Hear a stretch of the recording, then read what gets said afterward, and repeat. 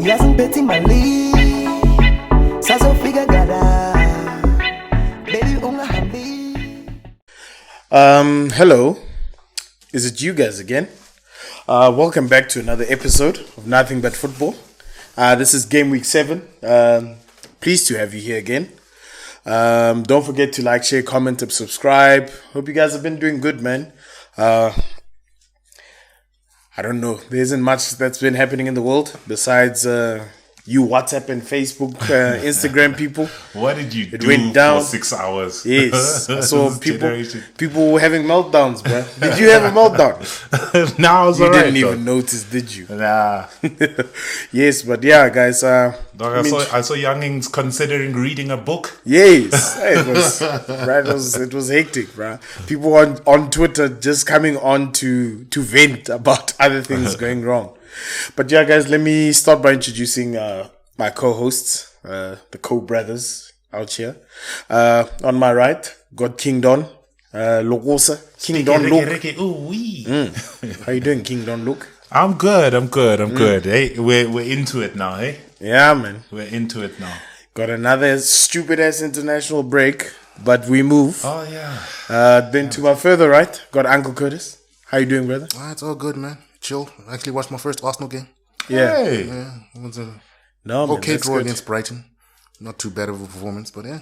We shall see. There's no international football this week, so I'm gonna enjoy myself on the beach. If you guys will forgive me, I don't know. We don't normally do this, but I do have a panic mode. I think I didn't put one of the cameras on. Keeping it real. This man. He's apologizing instead of editing. Yeah, we are. Yeah. It's good life. It's a good life here. In case you were wondering, you saw me walking, guys. That's a first. That's how Timo Werner feels every time he missed the chance for like 6 months. But I actually just realized that both the cameras are on. So silly me. Yeah. No, man, I just wanted to... That was like Timo Werner realizing my team got 3 points. No, man, just to show you guys we are human. These are the things that happen. But yeah, thought let's get it going. Move on to some of the fixtures that have gone past. It was GameWeek 7 after all. So I think, what was the first game actually? I don't even remember. First kickoff. No wonder. It was United, wasn't it? Oh yes, I do remember that game. With all these bizarre starting lineup. And I do see it right now. So we get it kicked off with Everton. They went up against Man United. That was at Old Trafford. Yeah. Another home game. Interesting. Hey. But well done. Your away record is awesome, man. Yeah, it counts for very little, but Yes. but it's dope. Yeah. So moving on, Everton went up against Man United, and the score was 1-1. It started off with Anthony Martial goal. That was a good goal, actually. 43rd minute, and then a reply from Andros Townsend. Angelo Lokusa, since you're the resident United fan, tell me, how did you feel about that? Look, I guess we have to go first things first. The lineup, the starting lineup didn't make sense. I think it's one of those he knew, because if you look at United's upcoming fixtures, right after the international break, it's actually ridiculous. So I think he was trying to get Cavani, give him games, trying to get Martial a game, because after the break, it's almost like 5 or 6 fixtures in a row that is ridiculous. Yeah. So he tried to roll the dice. Those weren't really the issues, right? So, I mean, it's Cristiano Ronaldo. He's got 5 in 5. You should keep it going. I mean, next is the international break. Who are you resting him for? For Portugal. Yeah. I think Portugal cares about you. Of course. Right? But for me, again, Fred. Shame, man. I feel for the man. But it wasn't his fault, the loss, or am I wrong? With the goal, but it's bigger than just the goal, right? But the goal, Demarai Gray throws him off. Demarai Gray is a beast of a player, dog. But you know what? A midfielder who knows what's going on will take him down and take a yellow. a CDM who knows what's going on will do that. Yeah. So that's why I'm like Fernandinho. Like, if you're faster than him, harder. You doing that Italy?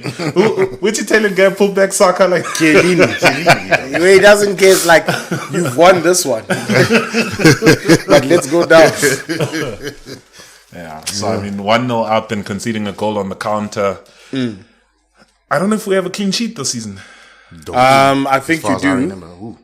If memory serves me correct, it was your first couple of games. Have they got a 1-0 win? Leeds won. Yeah, I think it Leeds. We drew at Southampton. Yeah, look at your results. No, Leeds you guys didn't get. It was 5-1. You got a 1-0 against Wolves. Yeah, Southampton was 1-1. There was a 1-0 somewhere there. Newcastle was 4-1, 2-1 to West Ham. You guys won that. And then Aston Villa, you lost 1-0. Yeah. And yeah, obviously Everton 1-1. Yeah. But yeah, you guys are struggling for clean sheets. And in all of those goals, I've noticed, it's always the counter attack. Sure. Where you guys do need a CDM. A CDM would have taken the foul 100%. and just said, nah, screw this. 100%. Because you've got Fred trying to win the ball cleanly. You can appreciate, his, enthusiasm to go for the game. Not to go for the game, to go for the ball. And rather give you the clean tackle. But I can't appreciate it, no. No, but it's not the time for those. In the spirit of the game, yes. In the spirit of the game. No, let's not lie. If it worked out, you guys would be praising the guy, saying, you know what, that's a clever player. But it didn't work out, and it's unfortunate. And that's what makes the difference between a good CDM and a great CDM. Yeah. When When those things don't work out, you will go down. Yeah. Like you're saying, talk about Fernandinho. Yeah. And like I'm saying, so I mean, the lineup in itself, I mean, good for Martial. I mean, he needs that. Hopefully that gives him confidence, but we're not even playing to him. You know what I mean? Martial is good when you get him the ball to his feet. Nothing else. Not back to goal, not in nothing. Give it to him feet, and then he'll decide if he's going to dribble or not. You know what I mean? That's the only way to make him work. But Uncle Curtis, let me swing that question over to you. As an objective person in this game. Yeah, like Lucas was saying, I don't get what he's trying to do, rotating the squad before an international break. What's going to be one game and then they offer a week? Let them go on international break without any warm-up games then, because Cavani was going to play for whatever country he plays for, if he still plays for them. Uruguay. Yeah. Okay, Martial wouldn't have played, but it's France. He's not going to play even if he got game time in the game before. Okay, but guys, Wasn't he in the last France squad? He was, but he's not a regular feature, should I say. Yeah, I get you. You know? okay, let's kind of be fair. He just took out two players from an attacking point of view. He took out Ronaldo and he took out Pogba. I think those... Your team is average without those two players. Look from an attacking point of view, right? But that's Maguire got injured in the last game, so that's no. Yeah, in the last game. So Maguire's a change in himself too. So I don't know. It doesn't. It makes sense to me from a him perspective, because it's like after the international break, some people are not getting any chance. Either we're playing big games. Cavani, like Ronaldo's not getting rotated. Let's put it that way. Like, but I'd argue, for the full rotation from a Ole Gunnar Solskjaer point of view, we've spoken about this. What happens if Ronaldo gets injured? He needs to get these players integrated. Yeah, because I see the Martial change. I saw that as a good one. I mean, bar the fact that he scored, you got to get this guy integrated into the game. We do know what he can offer for you guys. Yeah. And Edison Cavani, I mean, last year you guys were raving about him. Yeah. So those are two good, subs in the game. I hear you, nah? But not before the international break. What purpose does it serve? You rotate them in for them not to play a week and a half. For them not to play when they come back because it's hectic. But let's not lie, dude. They should have started last week. Ronaldo's been pulling a lot of 90-minute games, eh? Yeah, but even before this game week, he'd just done 90 minutes in the Champions League. Yeah. So you need to think about that. It's just off time. But United's next 4 fixtures: Leicester, Liverpool, Spurs, Man City. You're not rotating there. It's give someone a chance now. Oh, that's the only way I can make it make sense, because Cavani is not a bad switch. Listen, Cavani's dope, but that's his first start of the season. You're giving him minutes. You're not rotating you're giving him minutes. But and he scores against Everton. Actually, yeah, I can understand. No, but that's what I'm saying. We remember the game against. who did you guys play just before this? Aston Villa. It was in the league, Aston Villa. Yeah. Oh no, forgive me. The champion. I'm picturing. Yeah. No, I'm picturing the Champions League game where you guys played against Villarreal. That Ronaldo goal does not go in without Cavani's hard work and ethics. Yeah. So you kind of need to reward those small. I wouldn't even call that a small contribution. That's a vital contribution. Yeah. So that's why I look at it from all his point of view. I say, okay, that made sense. Yeah, and look, United fans and whatever will always panic after drop points or whatever. It's not that bad yet. It's not a great run of form. Could have been worse. Yeah. It could have been worse.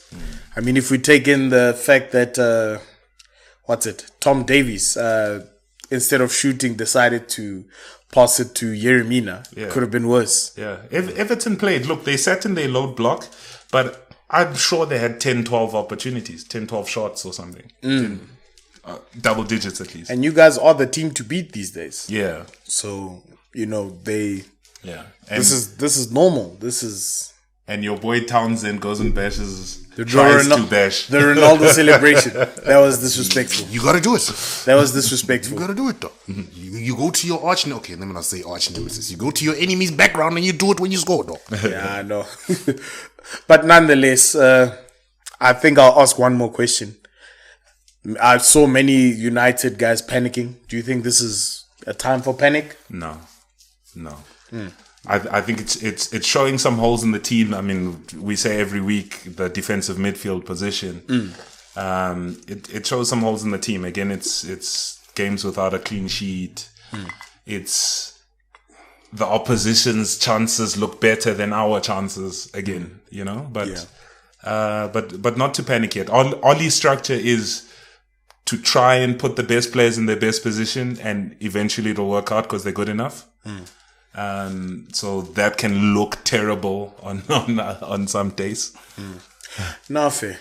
But I think we can just leave it there. Oh, yeah. No, actually, I don't want to. Uncle Curtis, you think there's reason for panic? You know the thing, there's not reason for panic, but it's United fans had expectations here. Yeah. When they signed Ronaldo. They thought they were world beaters. Yes. These last few results on some, come back down.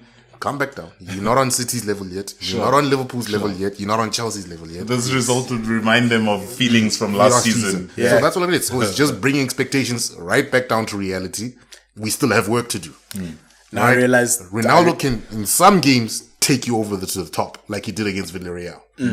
But in majority of games at 36, he's not going to do that anymore. Not in the majority of games. Exactly. If he scores a hat-trick and you're losing 4-3, who you blaming? It's not Ronaldo. It's the lack of the CDM that you didn't cover.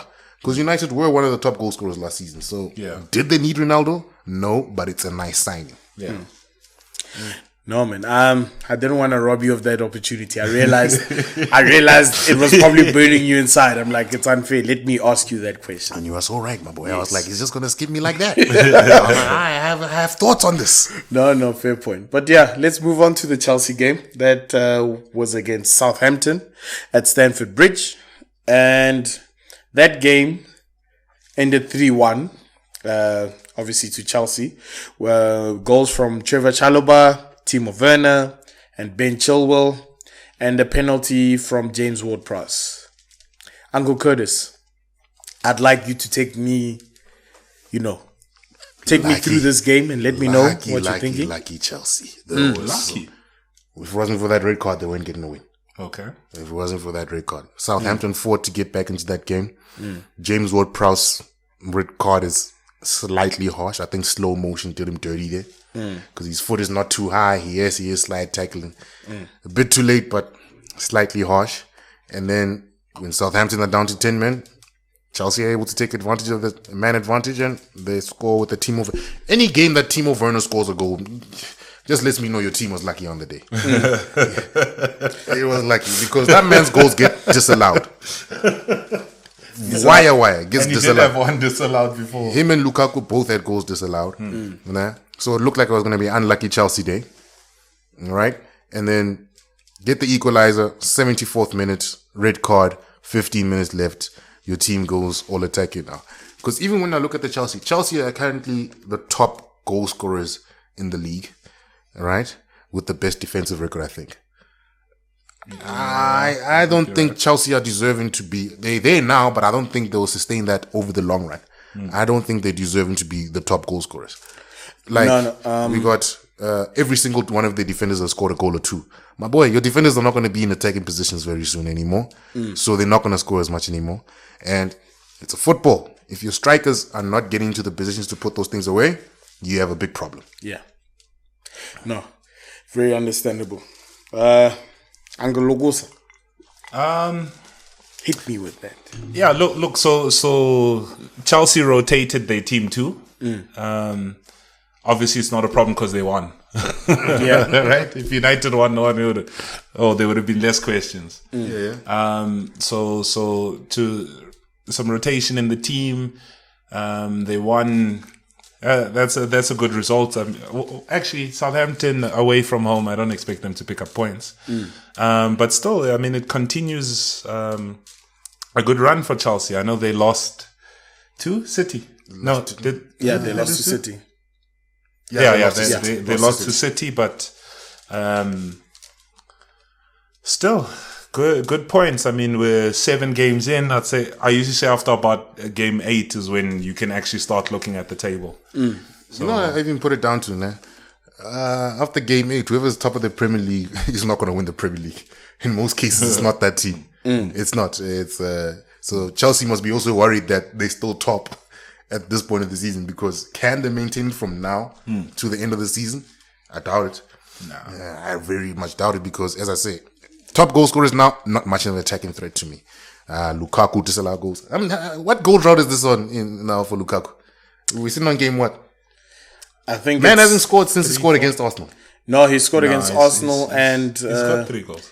I think it was Aston Villa. Yes, was that a brace? Yeah, he scored 2 But I'm braces. saying, Arsenal was his debut. Okay, he scored. Now we're sitting at 3-4 games. This didn't happen in Serie A for Lukaku. Without goals. Yeah, this did not happen. He should have stayed where he was. He might come back to prove me wrong, but I view Chelsea as not a great attacking goal threat. Remember, we spoke about this preseason. Chelsea strikers aren't that great in terms of goal scoring. Lukaku was great, but in a more attacking team. And that's how I view it. We'll see how it goes. Yeah, he's team 1, right? He's team 1. He's still giving him crap. No, he's team 1, man. But we're judging you as a player for the team. What did you do to make that team win? Besides hit the post? Not fair. I actually heard an interesting stat about Chelsea. They've had 12 different goal scorers so far. Obviously, their strikers are, not as potent, but it seems as though their tactic is allowing them to work. But I must say, I do agree with you, Uncle Curtis, from a point of view where having 12 different goal scorers kind of feels like things are going your way. When things go your way, everything is good. What happens when things don't go your way?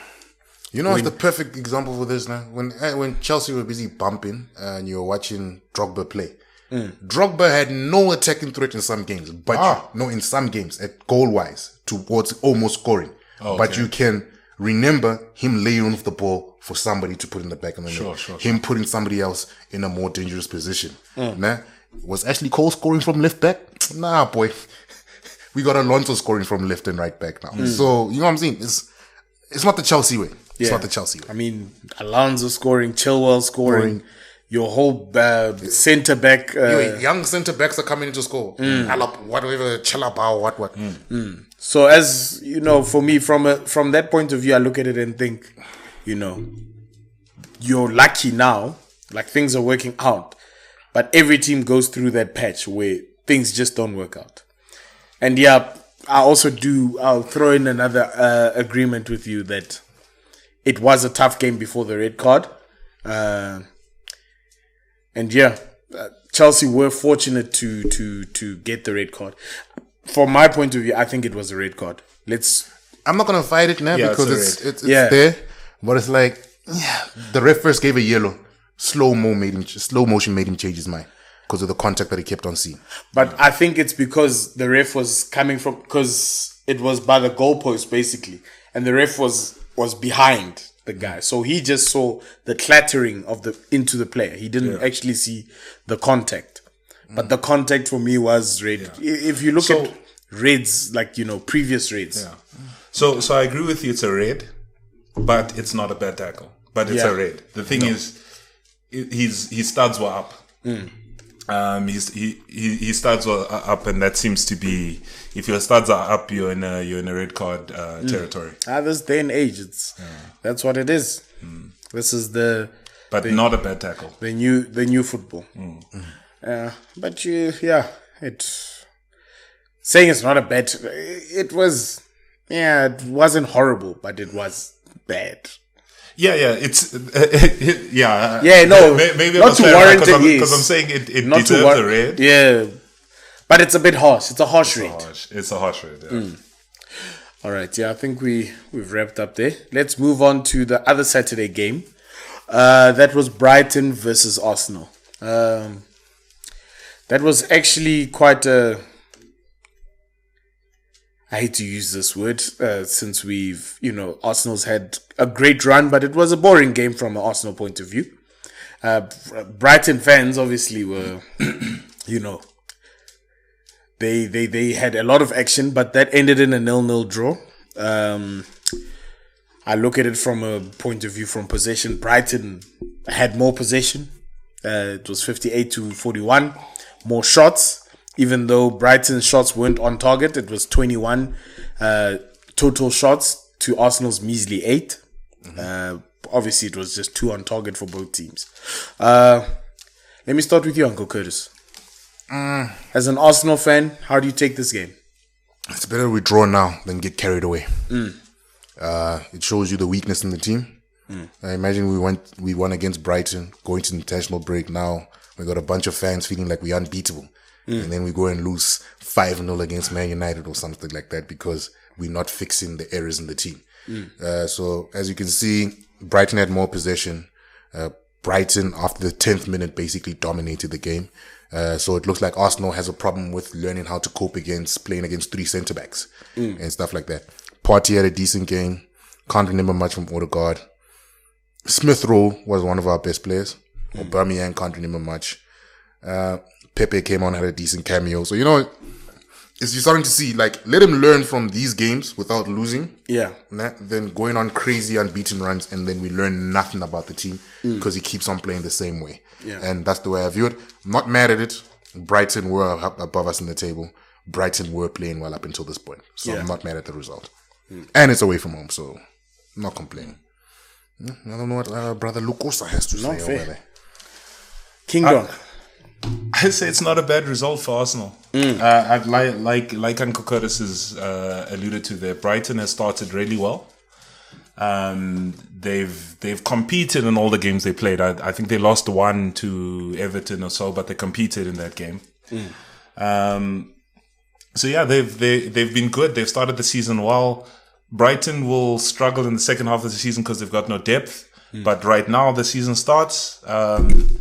They're a good team. They're a good team. So, I didn't watch the game, but where he says Brighton dominated a large period of the game, I'm actually not surprised because Brighton can do that. Like they keep the ball while you that kind of thing. But not a bad result. Arsenal. There was 3 wins in a row. You've you've taken a draw. So out of 4 games, 3 wins and a draw. You'll take that. Yeah. You'll take that. Yeah. Yeah, man. No, fair point. I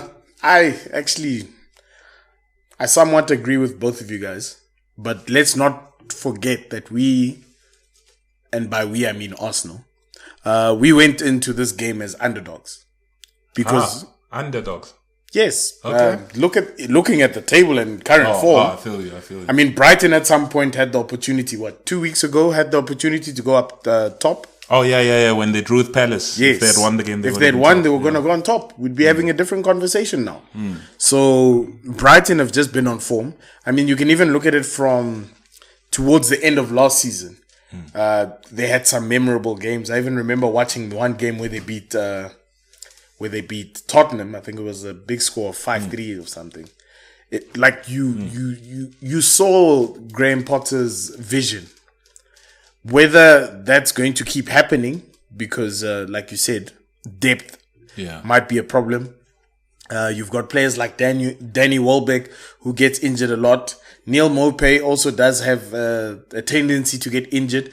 Plus, we mustn't forget that Neil Maupay is also ill-disciplined, so you never know what could happen. That's factors to take in. But yeah, they're forced to be reckoned with. Yeah. You know what I put it down to? Graham Potter has got his tactics down to a T because he's been at Brighton for 3-4 years. Yeah. And he's got them playing the same way in the Premier League. So he knows what his team is all about compared to Arteta, 2.5 years or maybe 1.5 years, let's say. He still needs to get his team flowing the way he wants to play for them. Because Potter would have experienced disappointment of winning games you're supposed to win. Saw the weaknesses in his team. Because I like the right wing back, that guy, whatever his name is. Is it Veltman? That boy came into that team and fits like a glove. Falsman. The left wing back is Cucurella. Cucurella. That man came in there. Oh, that's a boss boy. Yeah. You know, fatting like a glove. So right back is Lamptey, né? What happens when Lamptey's been injured? No, it's been Faltman so long. I think Lamptey's just coming back. Yeah, but I'm saying he's right back, nah. Lamptey, yeah. So now you got the Barca guy, Lamptey on the right. That looks like a good wing back system because Lamptey will run to the way that Coco what guy has been running. Yeah. So he's getting the players in, he's getting the way his team wants to play. They will finish higher up this season than 17th. Yeah, if Bissouma stays fit, they'll be alright. Only problem is they might lose him to the African Cup of Nations. That's when they'll struggle. Year, eh? That's this year. Or whatever, this season. Team I feel for is, looking at it now, is Arsenal. Nah, boy. Liverpool. AFCON. Yeah. Nah, Liverpool. Who do you lose? Pepe. Is Aubameyang going? I don't think so. Gabon. So Pepe, Partey. Yeah, his country doesn't really qualify They for don't stuff. qualify. Gabon doesn't qualify. It'll be Pepe Partey. Yeah, Pepe, Partey, El Neni. No one cares, really. It depends. I'd actually have to check with to see if Gabon did qualify. But potentially we would lose 3 big players. No, I don't think Gabon didn't qualify. I remember there was controversy when the players had to sleep at the airport, Aubameyang and them, because the government wouldn't let them leave the airport to go to the hotel to sleep. It was bad. You know what happens in African countries. Win by cook. What else? Yes. It's bad. No, I do remember there were many stories of back in the day when South Africa, because obviously South Africa used to do well. For all you youngers that didn't know, Once upon a time. Yes, we were formidable force. There was a lot of news of them. You wouldn't be able to fly to certain places. You'd have to take like 2 or 4 day bus trips to get to a certain place. It was, some of the things that were put as obstacles. For opposition teams. Every tournament, there'll always be one African team who's like going on strike or something because they weren't paid their bonuses. Yeah. Every tournament. Who will it be this time? I really do wonder. It's I haven't really paid attention to our African sides, but obviously looking at from a talent point of view, you'd assume a Ghana or a Ivory Coast would probably be ones that might struggle. Yeah, put it on Ivory Coast. We'll see. Yeah, fair point. But yeah, let's move on from there. We'll talk about the Sunday fixtures. Let's start with the Tottenham versus Aston Villa. And that game happened at obviously Tottenham Hotspur Stadium. And, excuse me, there was a 2-1 victory for Tottenham. It was Pierre-Emile Højbjerg and Matt Targett own goal. And then Aston Villa, it was Ollie Watkins. Let me start with you, Uncle Lukusa. Looking at that game, what does this mean for the title race? Because obviously, Tottenham and Aston Villa, that would be a mid-table battle from my point of view. No shade. It's no shade. I mean, look at their positions from last year. This is stats speaking, not me. How would you view this result? Again, Spurs are still not floating my boat yet. So from a Spurs perspective, from a Spurs perspective, get down on your knees and thank God every day that Son is in your team because because honestly, like you'll do better obviously once Harry Kane picks up also. But yeah, not a game that's... Look, Aston Villa is going to be a tough game. I think for anyone. I think these are teams who will be in the top half and will push for Europa and that kind of thing. I even put Villa in that category too. So it's a good win for Spurs, but like I said, they're not floating my boat yet. Man, why did they keep Kane? Yeah, fucked up the squad harmony over there. Should have sold him. Could have sold him early. Brought back Vincent Janssen. Sold him early. Well, you know what you think? Better planning where as soon as you heard murmurs of the gentleman's agreement and him wanting to leave, having a backup striker ready, so you get the backup striker on the cheap, nah? And then you sell him, you get that money, and then you fill in other squad gaps. Because what has he done for Spurs this season? He's having this season. He's having fun at the UEFA Conference League. You know, like there's murmurs saying he's been scoring hat-tricks and stuff, and they're saying watch out for Kane every single week after Conference League. Not Europa, Europa League, Europa Conference. So Europa Conference is still qualifier of qualifier. You see, but look at that. He's scoring hat-tricks in the conference. He struggled to start scoring goals over there. The team looks disjointed. Son is at the same level that he was last season, so you can't fault him there. Yeah, man. But Harry Kane will come good. I mean, this is world-class player. He'll have struggles at certain points, but it's still Harry Kane. Yeah, he'll come good, man. But this is I Tottenham. will be surprised if he's not in the top 5 goal scorers. But this is Tottenham, man. You need him to come good week in, week out for you to have any chance of competing for anything. Oh, yeah. You know, it's not like Harry Kane can go and go 15 goals a season and everything will be all right. Nah, he's got to hit 20 consistently for Tottenham to look like a decent team. Yeah. You know what I've actually been thinking? I think that there might have been some truth to Harry Kane saying that there was a gentleman's agreement. Sign this. Yeah. Will you let me go? Of course. Yeah. Sign. I'm starting to think so. That guy looks ruthless. But I think the reason why they didn't let Harry Kane go is because Tottenham wanted Lautaro Martinez. And at some point, it looked like Lautaro was like, nah, bruh, I'm not going there. Yeah. So, because, I mean, Tottenham had the money. They had the money. And they were trying to first push the Lautaro Martinez deal before they let Harry Kane go. And there was too much, unease between the player and obviously moving to Tottenham. Yeah. No European challenge at all. And here you've got you're in Inter, who's currently going into Champions League. What are you doing going to Tottenham? Yeah, I was about to say, you sell Kane when you're outside of the Champions League. Yeah. Who's his replacement? Exactly. Somebody that's not. So I've started to Somebody is hoping to make yeah. So I've started to really think that it was because they couldn't really find anyone else. No. That stadium needs Champions League. Boy. Yeah, but what can you say? Like, he's not going to give you Champions League football with this form. It's just going to dig you deeper into the hole that you are. He feels betrayed. Yeah, he signed a contract. I'm being Gary Neville now. He signed a contract. I'm being Gary Neville now. He feels betrayed by his team. Yeah, he signed a contract. We don't know why he's going to do You know the thing? Nobody forced him to sign a 6-year contract at 24. Yes. With Tottenham. To take you to 30. That was great piece of business by Daniel Levy. He's like, I'm going to take you to 30 where you have a season or two of good football left in you. I'm tying you up for life. You should have signed a 4 year contract like every other player at that age. Man, he's not 20.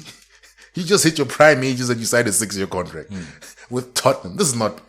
Oh, speaking of troubles, Bossa, we'll get there. I feel nothing for that club. But I've got one more question for you guys. I'll actually do a little summary from an Aston Villa point of view after this. But Angologusa, looking at this, think Tottenham made a mistake? By? At this point of the season. You think Tottenham made a mistake by not cashing in on the 100 mil? No. So you still believe Harry Kane is going to give them some... Look, Tottenham's been in this position before. Remember when they sold Bale and they bought 7 players? Yes. All of them... Yeah. You'd rather keep the man. So you'd rather keep the man, get to the Champions League, then you can get someone decent. Then you must go find they did best. Yeah. But it's Spurs, man. They're not going to get quality European players, even if they're in the Champions League. Quality striker? Nah. Yeah, but you get a better pool or a better option. They'll just get the Klaas-Jan Huntelaars of the world again. Yeah, because I'm just thinking from a scouting point of view, I kind of get it from a Spurs point of view as well, to take a risk and look for a striker out there in the market, because I do believe that there's plenty of good strikers out there that, probably play in Europa and would probably be willing to move to a team like Spurs. You know, the funny thing is, the way I view it is the way that Chiellini views Spurs as a team. Oh, yeah. They Spursy. Spurs, yes. When they lost against Juventus, it's like, we're 1-0 down, but it's Spurs. They Spurs. Yes. He says So Spurs, these strikers are going to be like, it's Spurs. will do Spurs things. But so we just waited until they made a mistake. So there's going to be more players, and that's an elite player. That's how an elite player views Spurs. There'll be more clubs that view elite, that view Spurs as that. So they won't get the best of the best strikers. Yeah, but then they would have sold the best of the best strikers. Yeah, that's my chat. That's why I'm like, it doesn't hurt them to keep him. I get what you're saying. Those guys should have actually, I think their best thing they could have done, they should have bought Tammy Abraham. I actually don't understand why they didn't. He's not better than Kane. You're still taking a step backwards. I'm not saying he's not better than him, but you can buy him in order to integrate the shift. Because right now, give him 7 seasons in the Europa Conference to warm up. Look what he's doing at Roma. No, but I'm saying Kane at least gives you a hope of top 4. No, but you need to live with a happy Kane gives you hope. A happy Kane gives you hope, not the unhappy Kane. Fair enough. Maybe I still expect him to do wonders this season. We shall see. Maybe this increase of international breaks will kind of it'll give him a clearer perspective.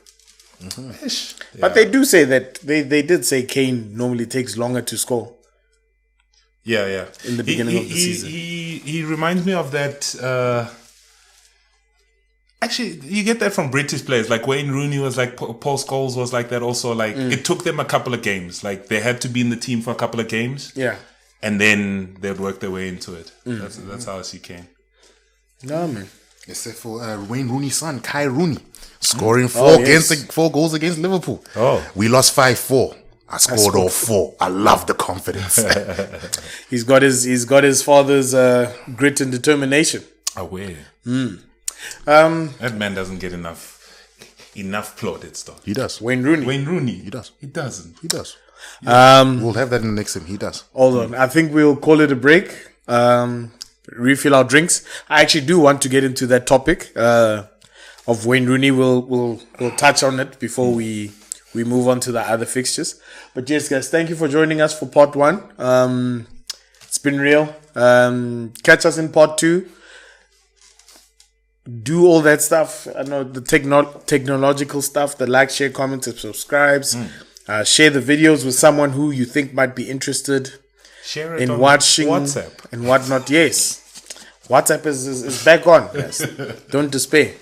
But yeah, guys, thank you so much for joining us. We'll catch you in part 2.